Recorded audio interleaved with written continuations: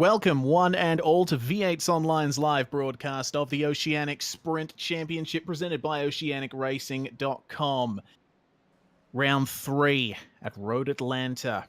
What's turning out to be an incredibly interesting championship, and there's a few more things changed up for this round, and a very good spread of cars in the qualifying session as well. My name is Reese Gardner, and joining me in the commentary box is Jay Kennedy. Jay, it's Wednesday. You know what that means. Yeah, it's GT3 night. I really love what Wednesdays have become. Hello, everybody.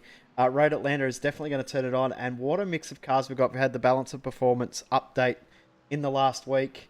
Gone from being the Ferrari GT3 Challenge to Audis, Ferraris, BMWs, Mercedes, and even a McLaren in the field. All mixed up with a very, very mixed top 10. Yep, certainly is. Currently in the qualifying session right now here at Road Atlanta, the track is 30 degrees in temperature, 18 degrees air, partly cloudy. So it's a nice cool track out there. Well, not nice cool, but cooler than usual. And the guys have plenty of grip out there in their GT3s. Josh Rogers is on pole with a 1 minute 17.690. But Ryan O'Sullivan isn't that far behind. He's only about 5/10 behind him. 5/100ths, you mean, even closer. Sorry. Even closer than that. We've got the top the top 14 separated by 8/10 of a second. 1 second, if you're 1 second off the pace, that puts you 19th. A very, very close field, considering last week we had around about 7/10 of a second separating the top 3. This week, it has been the complete polar opposite. We've got an Audi from a Ferrari, from a BMW, from a Ferrari, from an Audi in the top 5. 11th is Ross Rizzo in his in his Mercedes, but amazing to actually see BMWs in the field. We haven't seen BMWs racing in the iRacing GT3 series for a little while because no one wanted to touch them. Audis aren't as dominant as everyone was expecting them to be with the balance of performance updates. Yeah, certainly not. The Audi's, well, the Audi has preserved its typical traits. It doesn't like bumps, it doesn't like curves, but boy oh boy, it's got that cornering speed, which is very important here at Road Atlanta. The BMW has quite the cornering speed as well, which makes up for its engine power and straight line speed deficiency. So, yeah, we've got Elliott Biddle in the BMW in 3rd place, and Josh Rogers on pole in an Audi. So quite the spread of cars we've got here. In fact, there's 2 BMWs in the top 10 here. The other one is piloted by Blake Neck. Yeah, we've ended up with 4 BMWs in the field. The only car we haven't got is the Ford GT, which I'm sort of not surprised that we haven't ended up with any in the field, but it's great to see a real good mix as Josh Rogers is about to cross the finish line to complete a lap, and this may be an improvement for him. Not quite. Ooh, yeah, very, very close. The thing is, with these GT3 cars, I look at these times and I weep because I can barely get into the 1 minute 20s around here myself. Doesn't matter what the car. My driving style doesn't really gel with GT3s for some reason, but for a lot of people, it really does. And you can see that in the times. It's a very competitive field. There's so many spots to be gained if you even make the slightest bit of improvement. Yeah, well, one man that could potentially do it is Ross Rizzo on screen. He only needs 2/100ths of a second to jump a spot. If you can find a 10th, it jumps in from 11th up to 8th. You can find 2/10ths, it's another spot again. So not much, especially when you've got the top 5 separated by 2/10ths of a second. Certainly not. Ross Rizzo coming down to this chicane here at Road Atlanta. There's a bit of traffic ahead of him. It looks like he's just slowing down to give himself a bit of gap. Yeah, just before he starts up another one. The brakes on these GT3 cars, incredible braking performance on all of them. Having driven around this track myself in GT3s, one thing that I consistently noticed was I was braking and I ended up pulling it up way before I had to because these brakes, so powerful, and they've got anti-lock braking systems as well. So braking distance is incredibly short in these cars. Anthony Winkleman on screen at the moment. Trick Sim Sports driving the Ferrari. Sorry about the front last week at Coda. Yep, he's up in position 4 at the moment on a 17.803. This is looking like a pretty good lap so far. Ferrari, I've noticed, at least from my experience, seems to be Well, it's a lot like the Audi. It's mid-engine, rear-wheel drive. It's got a lot of downforce, but it seems to ride the bumps far better, which makes it a very competitive package around Road Atlanta. And it still seems to be the car of choice for most of the field, but ever since the Balance of Performance update, not as many people have been using the Ferrari. Anthony Winkelmann coming down into the chicane. Good draft from his teammate down the back straight too, so we may see an improvement for Winkelmann. Yeah, we probably should. He's just coming through the final corner now. This just on the verge of flat-out final corner. Across the curb, and it's a 17.742. Oh, so it that goes puts to him second. second. Good time. Excellent. And he's pipped Rhino Sullivan by 7 thousandths of a second. He's going to continue on and then help his teammate in behind. He's not. Oh, Martin man. Zilbassi for Trick Sim Sports. He was an Evolution Racing team driver last time I saw him. Yeah, Winkelmann was as well. So they've off and into their own team. Zilbassi and Winkelmann. I believe the team started this season.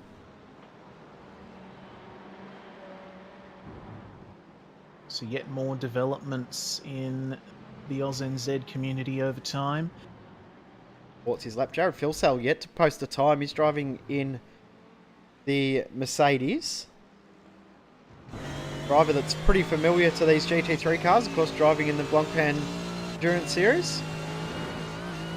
Yeah, and doing a fine job for Australia as well. Sets his first time, a 1:18.293. That instantly puts him into a top 10 position. So, good first lap from Jared Filsell. He hasn't got long to set another one, though. May not have enough time to actually get a proper lap in. He's going to have to go for a second flying lap. Interesting with the fuel tank requirements for this round as well. Last round we saw a 30% fuel tank restriction, which meant some drivers could save fuel and do it on one stop. Other drivers had to do 2 stops, and other drivers, based on their speed and pace and their driving style, only had the 1 stopper.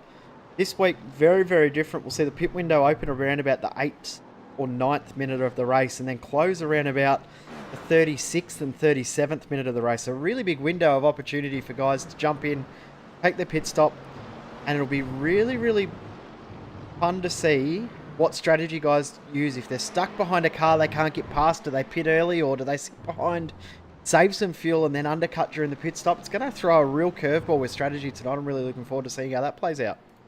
I'm looking forward to it too. This pit lane at Road Atlanta, it's quite the interesting one, especially the exit. It comes out onto the circuit at around about the point people start to bear to the right after exiting the first turn to line up for turn 2. So who knows? Depending on when someone comes out, we might see a couple of incidents at pit lane exit, of course. Hopefully not. But in a series that is evidently as competitive as this, anything can happen. And, well, looking at the times once again, top 7 only covered by less than 0.3 of a second. In 10th position on screen at the moment, Matthew Trotman, of course, he was battling for the lead in the last round. Had to pit with 3 minutes left on the clock for his second pit stop last week, so that really crippled any chance he had of the win. But 25 seconds left in the session. Trotman getting a little bit of draft down the back straight. Yep, he's getting that from Justin Strickland, another BMW runner in 17th place. And of course, this very downforce-dependent Audi. You want to get all the draft you can possibly muster.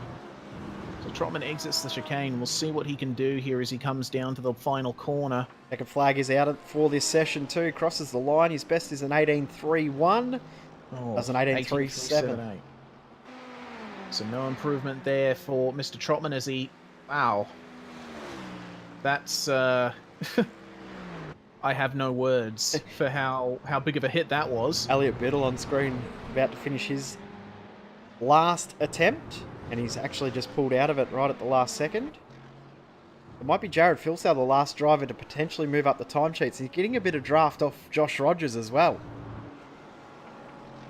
Yeah, just coming into this slow corner coming onto the back stretch. Of course, at Road Atlanta, this hill that they crest right here used to be much, much higher. Cars used to almost get airborne going over it, but I believe about, I think in the early 90s, it was, or late 90s, it was flattened. So Jared Filsell hard on the brakes down into the last chicane. That might have been an off track there. Rogers actually gave him some great draft down the back straight too, so we'll see if this does actually register a time. It'll be in the 1:17s, will it? 1:18.0, I think. And it wasn't an official time, Yep. so at the third last corner, Jared Filsell just took a little bit too much curb. Put a wheel into the grass. Last driver to complete a flying lap will be JP Courier, and he does not complete a time. So we have qualifying done. Might run through starting grid. Yes, so Joshua Rogers is your pole man. Anthony Winkleman, only about 5/100ths of a second behind him. Ryan O'Sullivan in third place, with Elliot Biddle in fourth. Bo Albert completes the top five in an Audi. Ian Ford in sixth. Blake Neck seventh. Michael Cracknell eighth. Jared Filsell ninth. And Matthew Trotman is bookending the top 10 for TTL. Yeah, 11th will be Mark Rayner, then Ross Rizzo next in 12th position. Carl Rapper in 13th. Jake Maloney in 14th.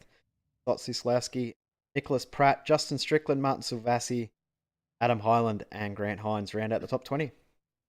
21st will be Jeremy Franklin, David Jellings in 22nd, with Chris Hill in 23rd, Simon Mazzomo lining up in 24th place, with Corey Ott in 25th, Brendan O'Brien lines up in 26th in car 026, JP Courier in 27th, Nino Natal in 28th position, with Ray Meyer in 29th, and rounding out the top 30 is Brett Hender. Mega field here tonight. We've ended up with over 40 cars. We've got Shane Bowen next, and Rodney Dangry, David Coleman, Jeffrey Price, Rob Harris, Curtis Drift. Page again to Luke Geisen, Phil Gadd, Dylan Carroll, Matt Stratford, Wayne Taylor, Jordan McDonald. 42 cars who entered the session. I don't think we're going to have quite that many on the grid. The drivers prepare for 45 minutes of racing. We've got around about 34, 35 laps of racing tonight. So a really, really interesting strategy game about to be played. Yeah, for sure, Jay, and I'm really excited. I'm always happy to see cars racing around Road Atlanta. It's one of my favorite racetracks of all time. It's super twisty, but it's also really fast, rides the terrain very well, and it's also got a very short lap distance. So it really puts people together very closely, I find, these short tracks. Around longer tracks like Bathurst, you see a bigger spread of times most of the time. Of course, the V8 Scops shootout this weekend just past would prove me wrong.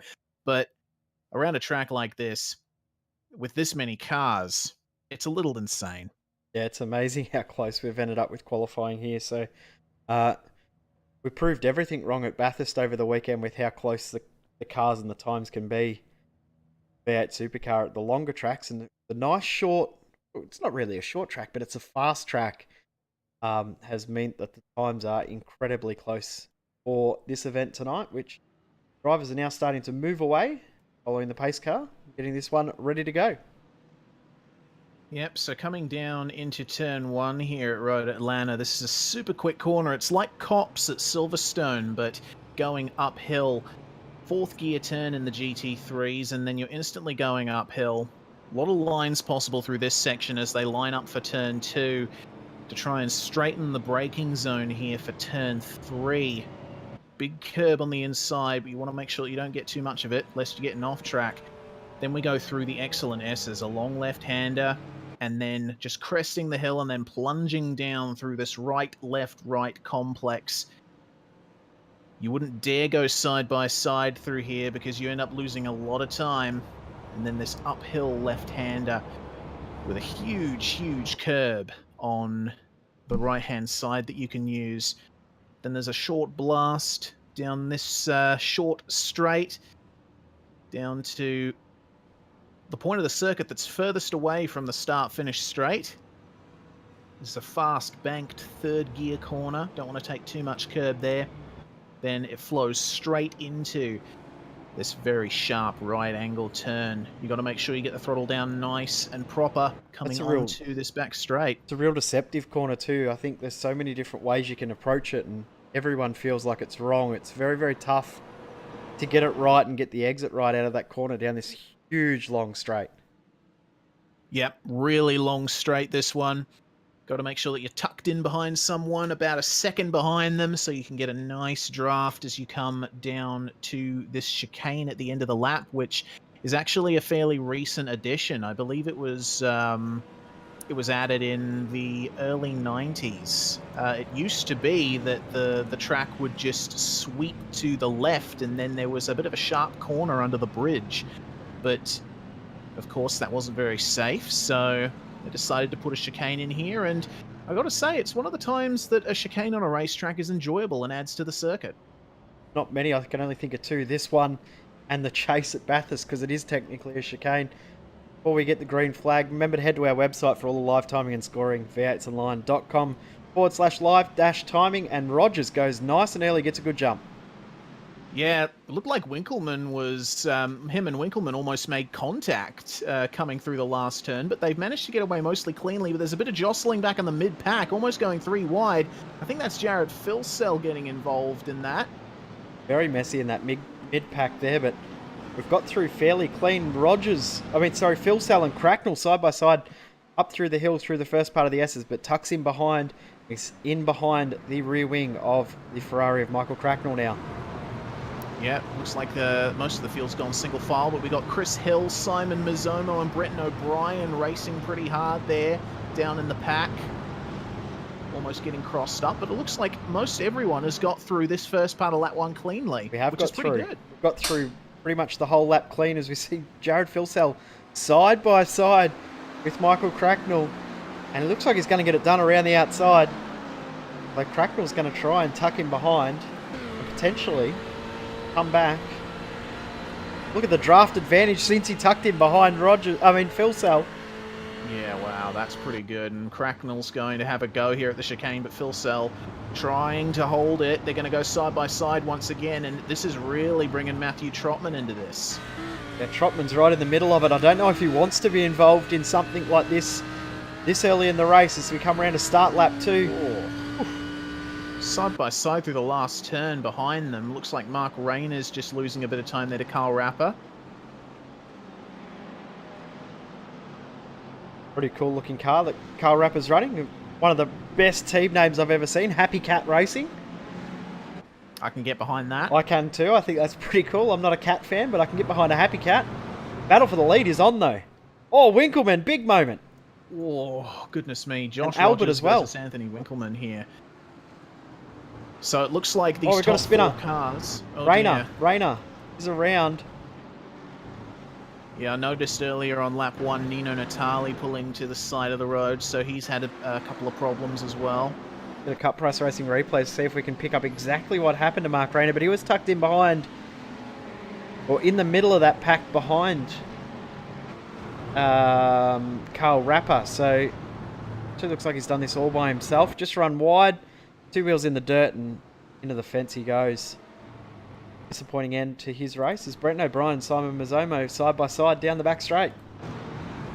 Yep, and just saw Adam Hyland getting a bit crossed up. Oh, hold on a Corey minute. Ott. That's Corey Ott, yeah.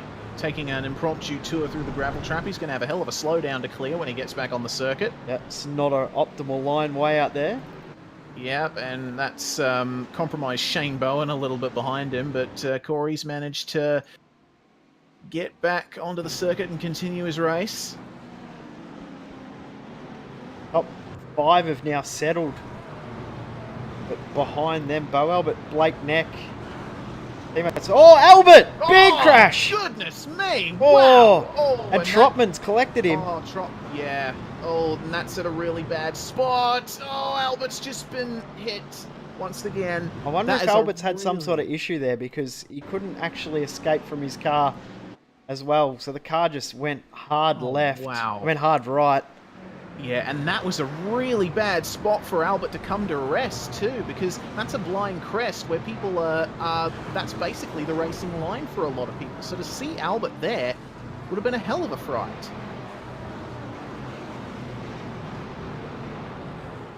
Who was that ended Might up have been hitting Silvassi. Albert? Yeah, it was Martin Silvassi. Just made a fair bit of side contact with Albert, and he's now with quite the damaged car. Yeah, so it doesn't look good for him. Bo Albert, very bad end to his race. Quite a dramatic one too, and it looks like Matthew Trotman may have come off pretty badly in that as well.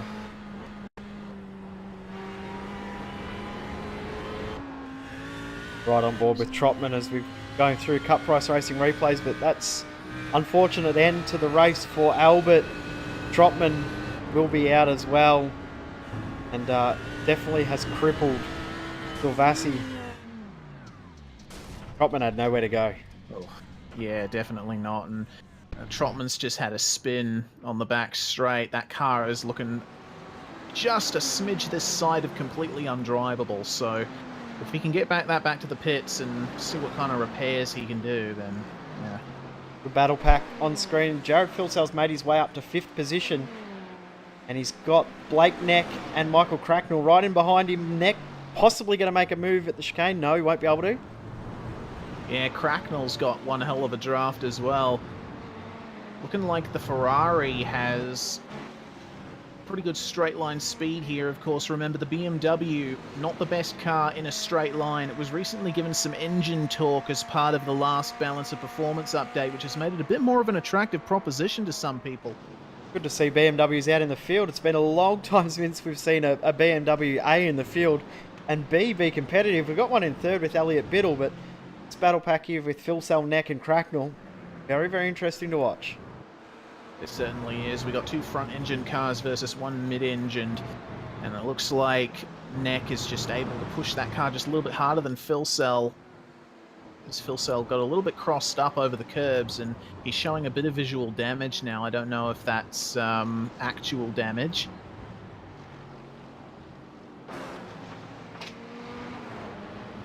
Being Trotman's entered the pits, repaired his car, he's back out again. Drivers are allowed a quick repair, so good to see that they can do that, get back out there and actually finish the race. Important to get every possible point for this championship as well. Very long championship, very, very interesting structure of points too, which should keep it nice and close the whole way through. Certainly should. I'm looking at another battle happening for position 13. It's Justin Strickland versus Adam Hyland. Hyland in the Audi, Strickland in the BMW. They've been very close all lap. Oh, and I've got to see a pass happening in the background at the chicane. That looked like Simon Mazzomo, Brenton O'Brien, and JP Courier. Oh, Courier going side by side now with O'Brien through the last turn. No. They had to get out of that, and look at the pace difference. Oh, no! Ray Whoa! Big hit. Coming to a rest once again. So that's one of the fairly typical things you see at Road Atlanta. Someone just pushes a little too hard through the last turn and catches the grass, and around they go. Trying to use as much of the available area to get the power down, but there's no traction out there in the dirt. And just seeing Chris Hill as well has had an issue. Stay with the Cup Price Racing replay and see what's happening to the McLaren of Hill. Yeah, now driving for Proforce Racing. Yep, it looks like Hill's just had he's gotten unstable over the curb and straight into the tyre wall. Go back live. Battle for the lead. First, second, third is well and truly on now. Yeah, certainly is. Rogers, Winkleman, and Biddle. This is 3 different cars in the top 3. Have a look at Winkleman's drive off the first turn. Rogers, of course, a much more nervous car over these curbs in that Audi. It's a very stiff car, very aero-dependent. The Ferrari's a little bit softer. You can push it a little harder. Oh, Biddle. Whoa! Just going off, nearly avoiding the wall. Neatly avoiding the wall, I should say. But if this battle between Rogers and Winkleman keeps on going, Biddle's going to have a chance of getting back in on this. And it looks like the cars are already pretty equidistant from each other. Rogers has got a very good drive out of the turn coming onto the back stretch. Got a great exit out of that corner, which is the most crucial corner in this entire lap. As the pit window is now open. So, interested to see if guys that are stuck in traffic will pit now, fill it up and go home from here, get some clear air, or whether they'll save. Real interesting strategy plays start right now. They definitely do, and we're waiting with bated breath to see who blinks first. Who jumps into the pits first. JP Courier and Brett Hender side by side under brakes at the chicane. And Hender goes through. Yep, Hender, of course, for Tryhards Racing. And that's a nifty little pack behind him. It looks like Shane Bowen has gotten a run on Courier through the final turn. He's going to try and go up the inside at the first turn. Ott might try to follow him through. No, looks like Courier has the mechanical grip through there, and Shane Bowen flashing his lights. Obviously not too happy with something. Yep, as Nicholas Pratt's just... Actually, who was that? James Franklin, was it, that ran wide? No, someone in that battle pack ahead. I'm not quite sure who it was. Yeah, Nicholas Pratt it was, sorry. Oh Courier. no, looks like JP. Yeah, he spun. So just got loose under brakes. Got a cut price racing replay of both incidents. Yeah. Pratt just ran wide and bounced into the wall at the same spot. JP Courier has just had a spin. Yep, getting over those curbs, very unsettled. So Bowen versus Ott is really on right now for 23rd position. Looks like Ott's just managing to stay within range of Bowen thanks to the draft, and once they get down to the bottom of the S's, Ott is looking very racy on the back of Bowen. No one's jumped at the opportunity to make this stop as of yet. Oh god, have a look at how much more speed Ott has got through the turns here. That's insane. Just skip to the battle pack up ahead. Sorry, race with Jared Philsell, Blake Neck, and Michael Cracknell. Crackers looks like he's saving a little bit of fuel stuck in behind Blake Neck here, and that could help him when it comes time for him to make his pit stop. Yeah, of course, Cracknell with the advantage of a double draft here. Of course, he's got the draft of Neck, who has got the draft of Philsell, so staying pretty much line astern right now, and I think Neck is working with Crackers here just to stay in formation behind Philsell and save a bit of fuel. How good is it to see these three-car battle packs sort of starting to form with three different manufacturers in them too? Lead battles between an Audi and a Ferrari with the BMW in behind. This battle pack is a BMW, a Ferrari, and a Mercedes. About time we started to see a bit of variety in amongst the packs. Yeah, it's been sort of the done thing in GT3 to have one car be the dominant choice, but of course, iRacing tweaking the balance of performance season to season, they don't always get it right. Good thing is they're honest enough to admit when they've been a little bit too aggressive with it. As Neck and Cracknell are going to go side by side here. Cracknell tucks in behind once again. Yep. Looked like Neck just messed up the exit of the last turn of the S's slightly, so they've fallen off the back of Philsell. Oh, change for the Anthony lead. Winkleman's taken the lead, yeah. Change for the lead. Rogers is going to try and take it back here. Winkleman leaving him just enough room on the inside. Rogers is going to go through. They're going to go side by side once again. It looks like Winkleman's going to maintain it here, but Rogers has got that drive. Oh, they're not going to go side by side through the last turn. Oh, Rogers blinking a little. Get a replay of the pass. Winkleman and Rogers. Rogers actually possibly has made a little bit of a mistake through the end of the S's. Yeah, Winkleman's just kept the pressure up on Rogers all race, which... A little bit of a mistake. Yep, it's just reaped the benefits right there. And it looks like he's holding the lead from Rogers through the S's.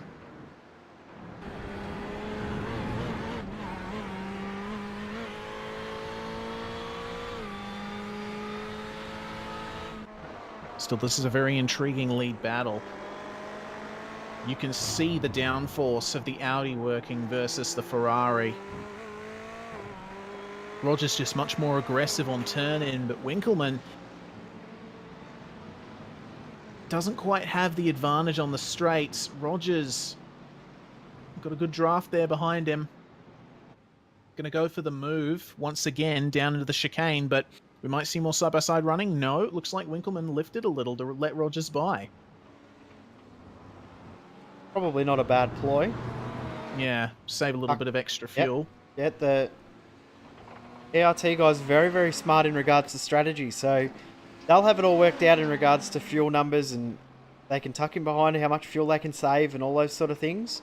The battle with Phil Sal, Cracknell and Neck has settled as Crackers has got past Blake Neck, but we'll stay with the battle for the lead because it is on again.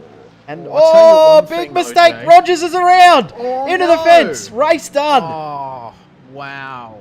Okay, that's race-changing stuff right there. So that right there is the Audi's weakness, the curbs. Yep, did not like bouncing off that curb at all. And two wheels in the grass as well, very, very sideways. And into the fence he goes. Race done. Dropping down the timesheets very quickly. Got no pace in that car at all. So that's both TTL cars basically out of contention for anything resembling a good result. That's really disappointing for the TTL cars. And I'll tell you what, Jay. Just to interrupt, sorry. We've got a 1, 2, 3, 4, 5 car battle at the moment for 9th place. Yep. Carl Rapper at the front. And that's Scott Zieslowski, Adam Hyland, Justin Strickland, and Grant Hines behind him. Hyland flashing his headlights. Forced to take the outside line for the chicane. Looks like he's just going to yield to Zieslowski. This has been going on for the last couple of laps, and I've been meaning to tell you, Jay, but of course the battle for the lead was too scintillating to look away from, and then the Rogers incident happened. Yep.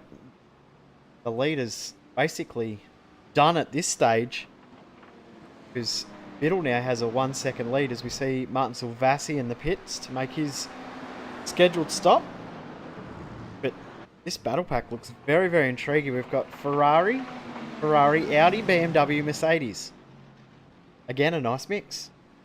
Yeah, very good variety of cars at the moment, and just behind them all, Jeremy Franklin is creeping up. All of these guys will be slowing each other up. It looks like Carl Rapper might have had a slowdown or a bad exit because Scott Zieslowski is now through to the front of that battle pack.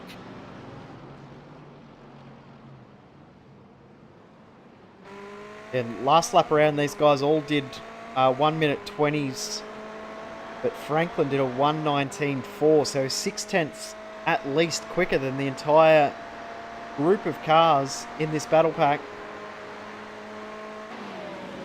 Yeah, it's Here cool comes seeing Rapper. these cars. Oh yeah, Rapper. Oh, big lock up. rear end hit.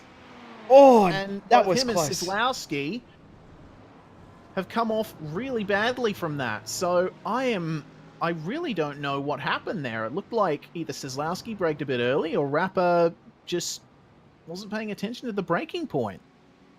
Combination of the two, maybe.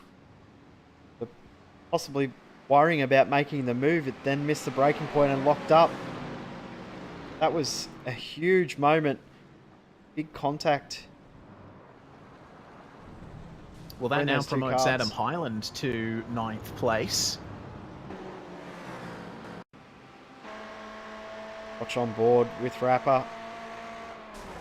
Just missed the braking mark, and gee, it was close when he come back across the track.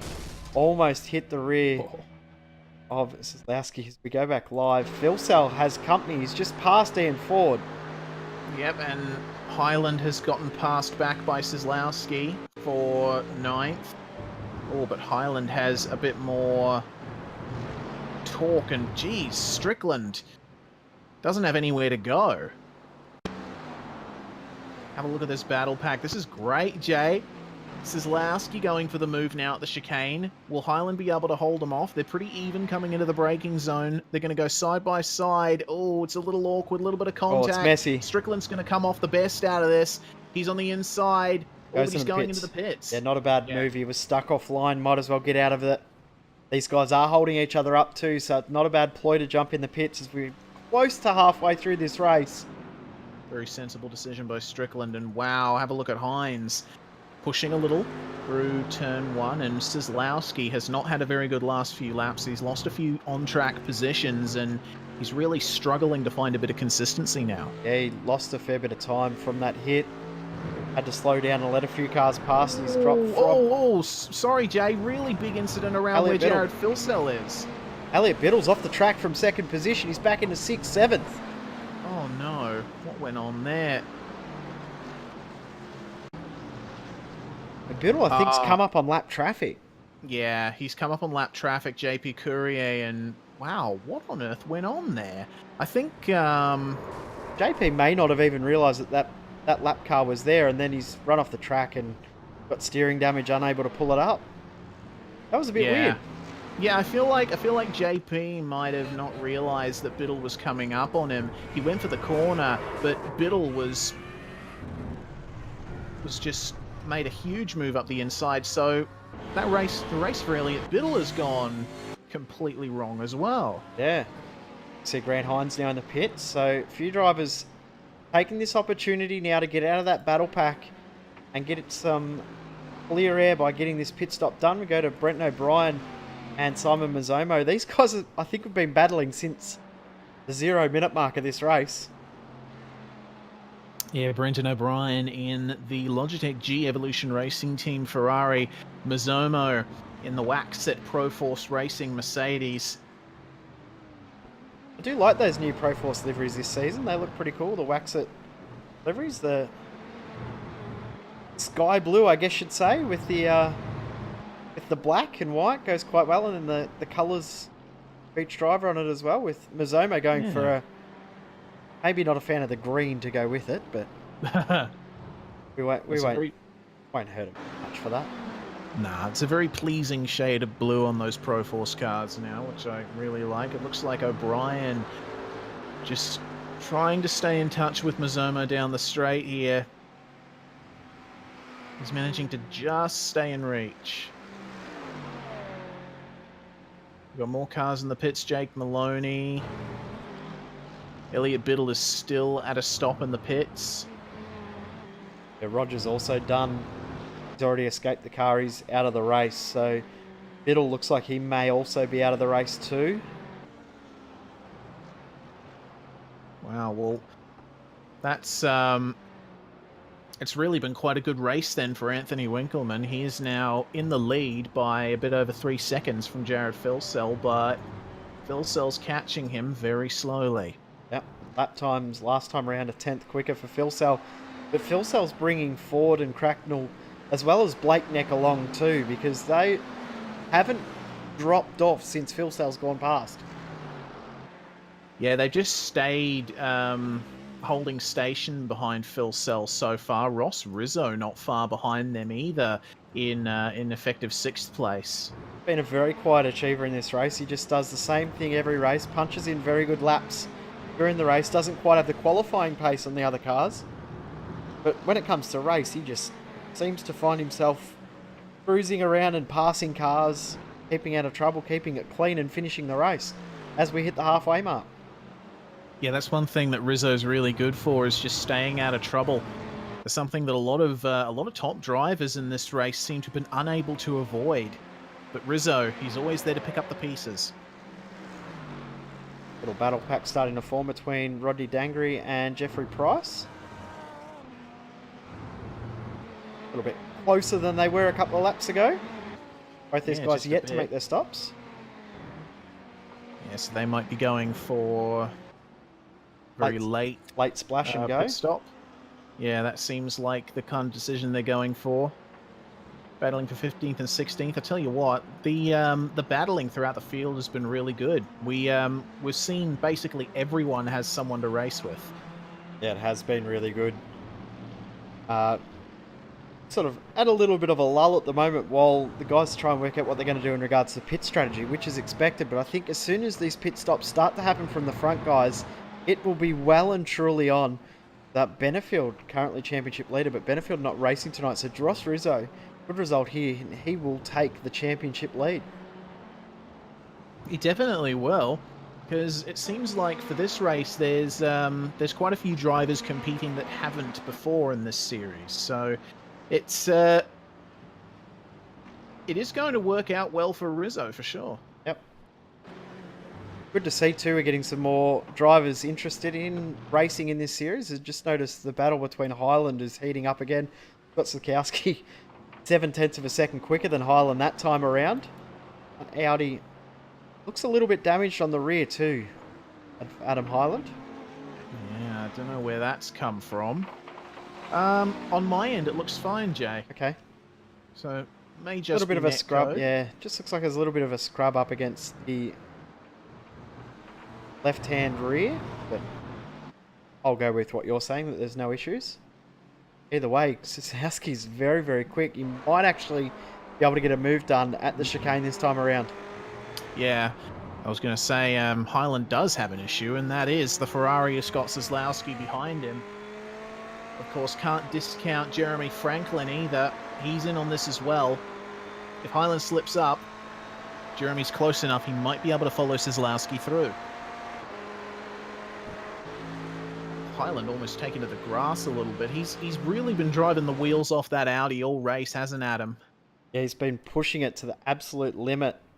So good to see him pushing hard though. It's always fun to see guys push it to the limit and try and test the boundaries. But the Audi's probably not the car you really want to push too hard, because it is very, very tough to keep control once you lose it the tiniest little bit. Yep, and we'll have a look at the rotation that Kozlowski's got on that Ferrari coming into the first turn. Very aggressive under brakes. And you can see right here the big difference between the Ferrari and the Audi. You see Highland staying off the curbs for the most part, but Kozlowski is putting that thing all over the curbs. Yeah, Franklin is too, so definite difference in the way that you can handle the curbs with these cars. A lot of chat around the Audi. Audi and curbs are basically a no-go zone, but the rest of the cars seem to be handling them quite well.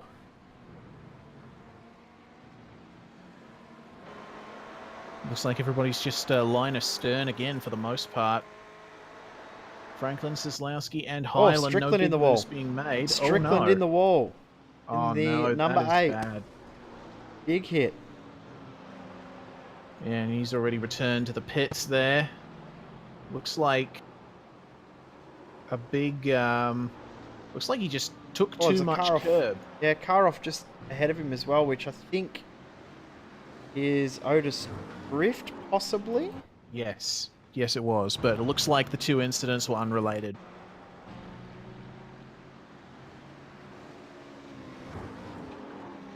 Well, that's a shame for Strickland. He's already disconnected. Highland's Elliot just Biddle lost is 2 out of the race spots as well. Highland Oh, no. has just lost 2 spots, so he's back in behind got Kozlowski and also... Oh, that happened at turn 1. Actually, no, it happened before corner. turn 1. Yeah. Yeah. Oh, At the big final slide corner. at the final corner. Yeah. Jeez, he nearly Looks lost like- that. Yeah. Oh, goodness me. Big fishtail moment for Adam Highland. And then wheel-to-wheel contact between Kozlowski and Highland too, so just go back live. wide. So Ross Rizzo, that's- Michael Cracknell. Rizzo's just got through. Oh, he has too. I believe that's only just happened as well. No, it looks like it happened. It looked like it happened in the middle of the straight.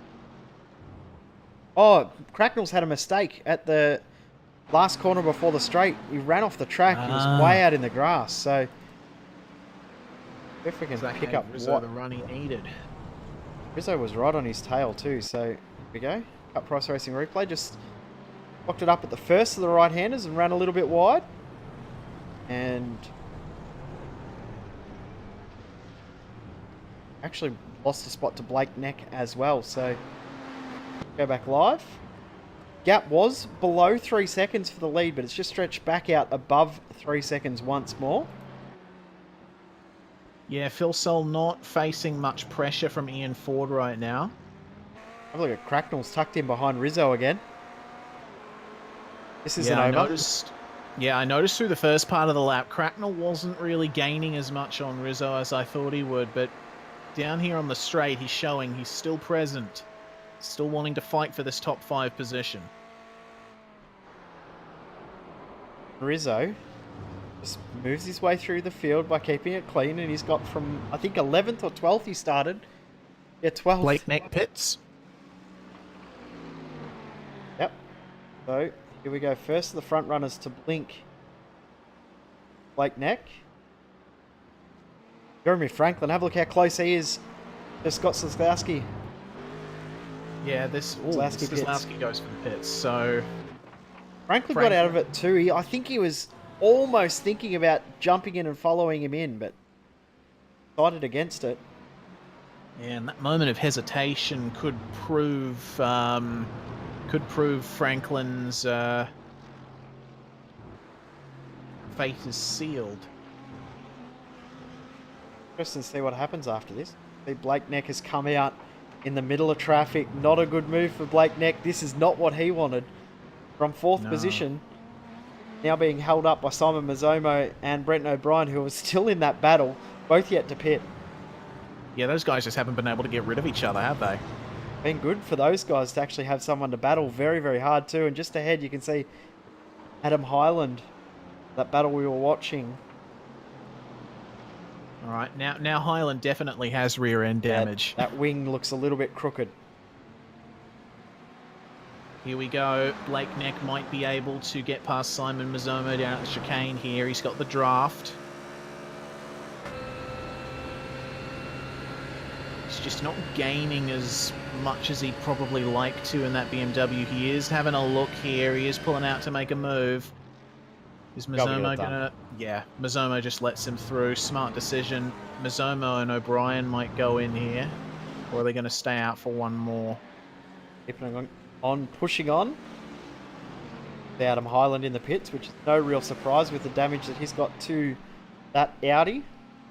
Well, he'll be able to get a fast repair and get back out there. Got Slazowski after his pit stop. He's come out in traffic too. He's right in behind David Coleman, who's yet to make his stop.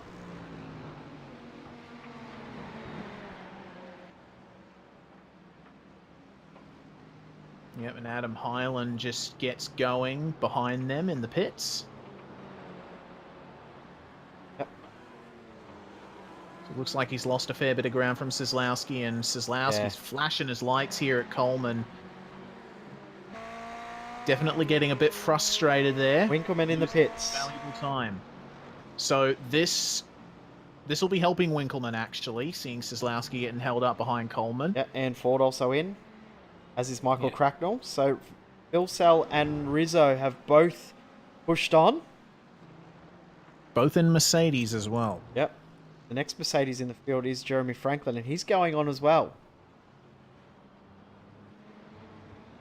Yeah, the Mercedes, I believe, has one of the bigger fuel tanks in the class, so these guys can go for longer.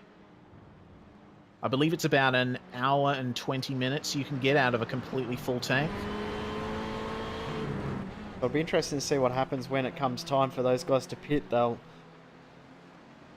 have around about a 10-second pit stop. We saw a 12-second stop for the Ferrari. The other Mercedes that have pitted so far, around about that 10 to 11 second mark for the stops, which, if that's the case, that puts Phil basically right on the tail of Winkleman when he comes into the pits. This is going to be a very intriguing finish to this race, and just monitoring Jared Philsell, he avoids the pits once again. What about Rizzo? What's he going to do? Is he going to do what Philsell does? Yep. He's going to avoid it. And I would assume... Well, where's Franklin? He's... A couple of seconds ahead of Winkleman. Yes. Franklin, we know, is in a battle with Slazowski. So, that battle on the timesheet, around about 30-odd seconds, which about the loss of time in the pits. Winkleman 29 seconds behind Philsell. Yep, and this would be good for Franklin versus Slazowski, because Franklin will be able to do a bit more low fuel running at the moment. So combined with Kozlowski's troubles with traffic a lap ago, this may give him an advantage. Once again, though, he has to make sure that he hits all of his marks when he eventually does make his pit stop, and Winkleman is creeping up. I don't think it'll take too long for Winkleman to go past. Franklin will probably jump in the pits when Winkleman is right there on his tail. We'll see if Philsell comes in this time. In he comes. Yep. So now let's take a look at Ross Rizzo, see if he comes in as well. Yes, he does. Well, watch Winkleman. Winkleman's got some very, very good draft down the back straight from Franklin here too. So yeah, this hurts Philsell in his potential chase of Anthony Winkleman. Yeah, and Winkleman's just doing everything he needs to right now. He's keeping it nice and clean. Franklin goes into the pits, so now we have Winkleman at full speed down the straight. Philsell's away. Yep, so this is going to be close between them. Winkleman has already gone by, and Philsell exits the pits just behind him. Yep. Before the pit stops was around about 3 seconds. It is now down to a second and a bit. It has closed up. Philsell will be in the draft. Philsell was closing. 10 minutes left on the clock. Around about 7 laps. This will be a very, very close battle to the end. Yeah, but I tell you what, Winkleman isn't going to just let it go lightly. We saw how he raced Rogers. He was just very consistent, putting the pressure on the back of Rogers and was able to get by him in the end. How will he go with Philsell? Other battles come out of the pit stop too. Ian Ford has Ross Rizzo right on his tail. So 2 battles that have brewed out of the pit stops that we were expecting. Jeremy Franklin's been the big winner out of the pit stop cycles though. He's come out in 7th ahead of Grant Hines and around about 4 seconds ahead of Scott Kozlowski. Yeah, certainly. Kozlowski just not had a good race. He's gone from 15th to 10th, but it's still a couple of what-ifs in there for Kozlowski, I feel. Jeremy Franklin, though, has done a great job. Started 21st. He's in 7th. And the way it looks at the moment, he'll finish 7th. Ross Rizzo, side by side, just gets past Ian Ford. Oh, yep, there we go. And the last turn as well, and Ford going off at the last corner. The Cup Price Racing replay of that. On the track. So, oh, that happened on the exit of the chicane. Looks like Ford just messed up the exit, and Rizzo was just able to squeeze through over the top of the hill. It's not over, though. They're bumper to bumper through the S's.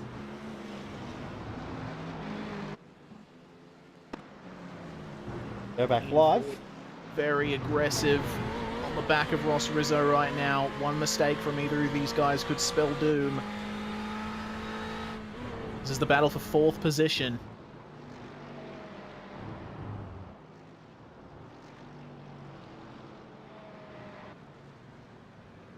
What a battle it's becoming too, which is great to see. And you just saw right there on exiting onto the straight, you saw the run that Rizzo got off the corner. That Mercedes with that naturally aspirated V8, it's got so much torque, that German engine.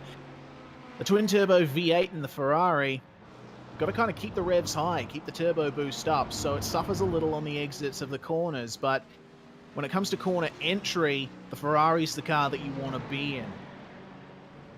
Oh, have a look there at Ford just getting a tiny bit crossed up through the last turn. Now see through the first turn. How much he gains on Rizzo there. He made up almost a car length. Coming down into the S's. Rizzo just putting the foot down. But Ford making use of the Ferrari's extra downforce. Climbing all over those curbs. Nearly getting on the bumper of here Rizzo we go. right here.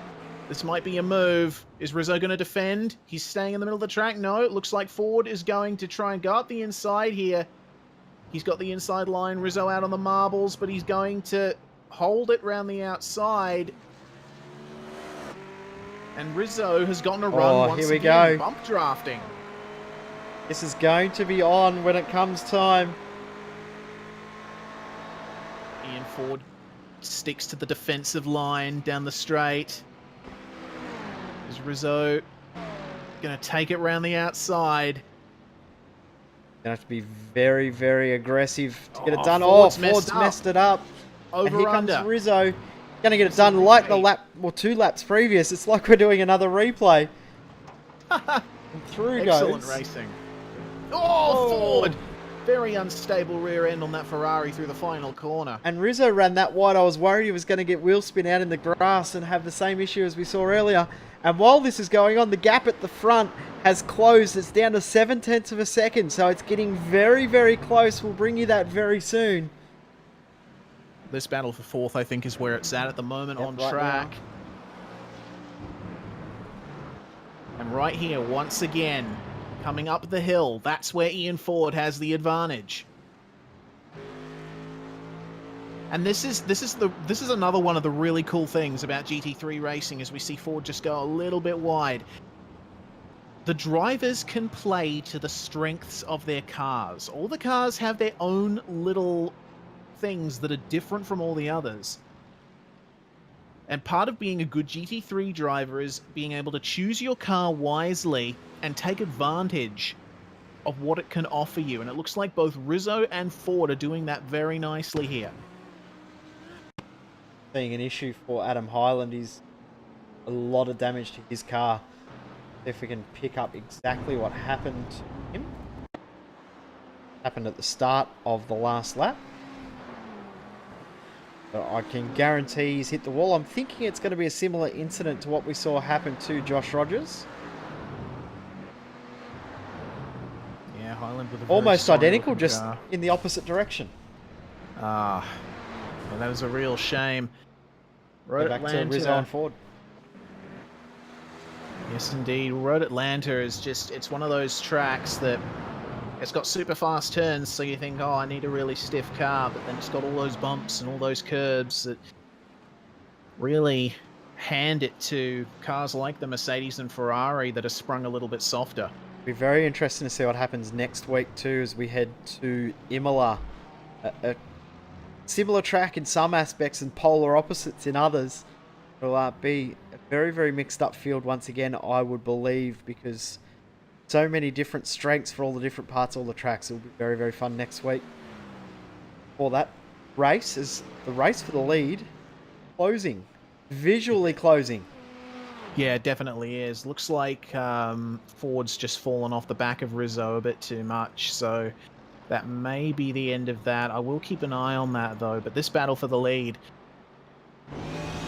closing up at a rate of knots. Anthony Winkelmann has got Jared Filsell, that red Harrop Trans-Tasman Racing Mercedes, in his mirrors.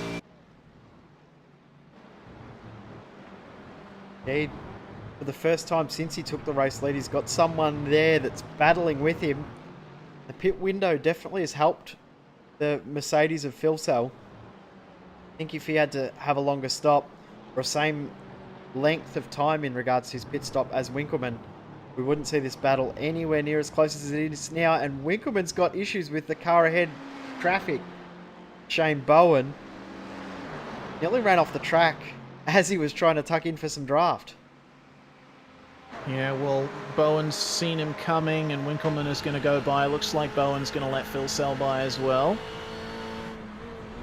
Of course, Filsell misses out on that draft. Had a little bit of draft from Winkelmann, but definitely has dropped off as we've got, looks like 2 laps to go with 2 minutes and 20 on the clock. They'll get 2 more times across the start-finish line. Going to be a close finish. Definitely is, and, well, I said before that the battle for fourth might be over, but I don't think it is. No, it's not. Ian Ford's caught up again. Last lap around, gained another 2/10 back. And it's back into under half a second. Blake Neck's sitting pretty in third, though. He's having no trouble there. These guys aren't catching Blake Neck, and Neck's not catching the cars ahead. Have a look at how much time. Yeah. Ian Ford's just made in that bit there. That was a big gain. Once again, the Ferrari's big advantage. It's just got that mid-corner Whoa! speed. Big slide, and that's done. Yep, that's the battle for fourth over. Ross Rizzo, no pressure left now. Ian Ford will give up 5th place to Michael Cracknell. Unfortunate end of that battle, because that was looking really, really cool.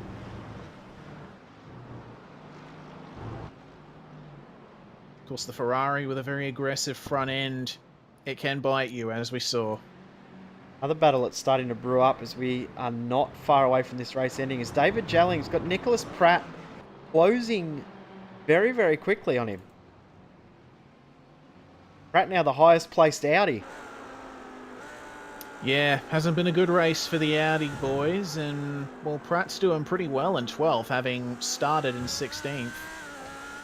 Yeah, the Audi guys had so much promise in regards to qualifying, but now the race hasn't gone to plan for those drivers. Winkelmann now starting to feel some pressure. Look at that gap now, down to 6/10. Yeah, this is going to be a great battle for the end. This is the last lap of the race. Yeah, so Phil Sell's going to be pushing super hard to try and get any advantage he can on Winkelmann. Flashing the lights. Bit of a ploy to distract. And now he's got an inkling of a draft down this straight. I don't think he'll be able to catch up in time, though.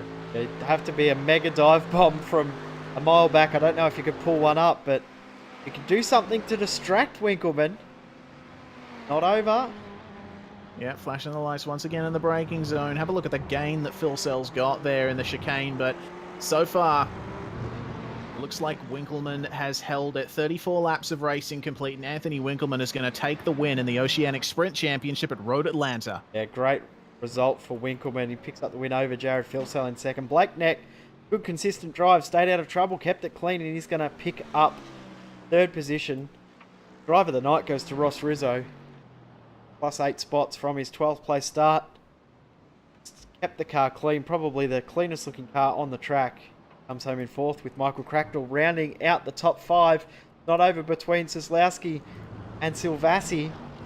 Silvassi's got a good run here. Yeah, Not doesn't quite look enough. like he's quite been able to get it down good enough, though. Seslowski's going to hold him off for 9th place. How's Jeremy Franklin and Grant Hines, though? The huge amount of gain through the field. Hines started 20th and finished 8th. Franklin started 21st and finished 7th. A good result for Franklin to move up throughout the field, and he'll consolidate his second in the championship now with that result tonight. He was third. He will move up to second behind Ross Rizzo. The way this championship is structured, and at third in the championship will probably go to... Well, I don't even know. It's going to be a very, very mixed field. Simon Mazzomo might be next. Drivers' Championship. Wait for the last couple of cars come across the start-finish. Will be... Rob James Harris. He crossed the line in position 20. He's the last finisher on the lead lap. David Coleman about to come across the line. He actually will be classified a lap down, but we'll run through the race results because that was an absolutely awesome race tonight. Yeah, Anthony Winkelmann. Sorry, you go on. No, you go. You have it, mate. All right. Okay, Anthony Winkelmann takes the win by 0.444 from Jared Filsell. Blake Neck coming home a distance behind in 3rd place. A great drive nonetheless. Ross Rizzo comes home in 4th place after starting 12th. A great drive from Rizzo in that Pro Force Racing Mercedes. Michael Cracknell rounding out the top 5. Ian Ford could have had a 4th place finish on his hands, but unfortunately, a little bit too much oversteer at the wrong place cost him. Jeremy Franklin started 21st and finished in 7th place. Excellent pit strategy ploy versus Scott Seslowski. Grant Hines in 8th. Seslowski finishes in 9th place with Martin Silvassi rounding out the top 10.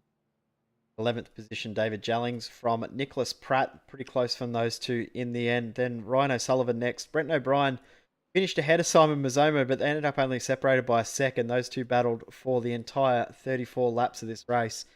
Corey Ott next in 16th position from Brett Hender, Jeffrey Price, Roddy Dankry, and the last driver on the lead lap, Rob Harris. David Coleman crosses the line in 21st, a lap down. Shane Bowen in 22nd. Otis Drift finishing in 23rd position with Adam Hyland coming home in 24th, 5 laps down.